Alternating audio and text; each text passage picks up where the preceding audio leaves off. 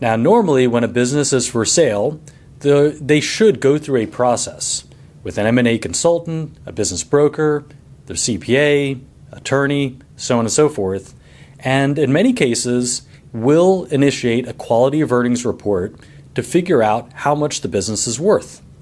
Well, in this case, the business was not listed for sale.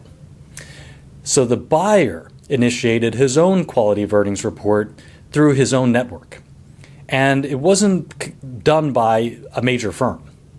So when we started going through the initial call, and I told the client that this is most likely going to fit into an SBA loan is approved based on the tax returns, he gave me a lot of pushback because a few other banks had told him he can get pre-approved and they'll use his quality of earnings report.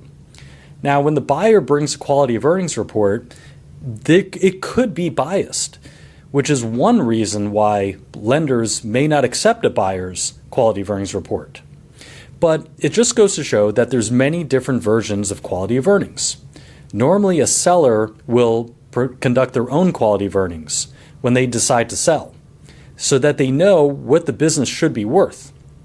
The buyer normally will then use that information while they're conducting their own quality of earnings report, but that quality of earnings is just to confirm the numbers that were provided by the seller.